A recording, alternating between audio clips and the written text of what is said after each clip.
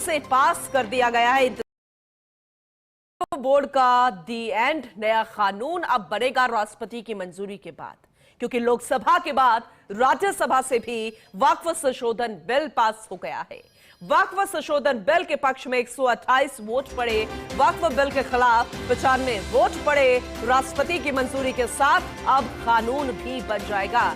आपको बता दें, क्योंकि ये बेहद महत्वपूर्ण रहा, जिस तरह से लोकसभा में कार्यवाही चली, 12 घंटे तक चर्चा चली, देर रात लोकसभा में उसे पेश किया गया और फिर राज्यसभा में भी जिस तरह से कार्यवाही चली, चर्चा हुई। अमित शाह बोलते नजर आए, किरण रिजिजू को आपने सुना और इसके अलावा जेपी नड्डा को आपने सुना, तमाम वक्ताओं को आप सुनते नजर आए। लेकिन इस बीच विपक्ष के रिएक्शन भी उतने ही अहम थे। लेकिन आखिरकार पेश हो चुका है बिल, पास हो चुका है बिल।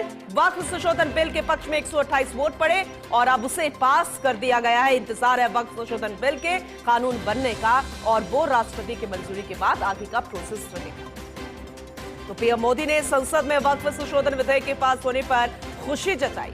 सोशल मीडिया मंच एक्स पर पोस्ट में प्रधानमंत्री मोदी ने कहा कि दशकों से वक्फ प्रणाली पारदर्शिता और जवाबदेही की कमी का पर्याय बन गई है, जिससे विशेष रूप से मुस्लिम महिलाओं, गरीब मुसलमानों और पसमानदा मुसलमानों के हितों को नुकसान पहुंच रहा है। विधेयक का संसद के दोनों सदनों में पारित होना सामाजिक आर्थिक न्याय, पारदर्शिता और समावेशी विकास के सामूहिक प्रयास की दिशा में एक महत्वपूर्ण क्षण है।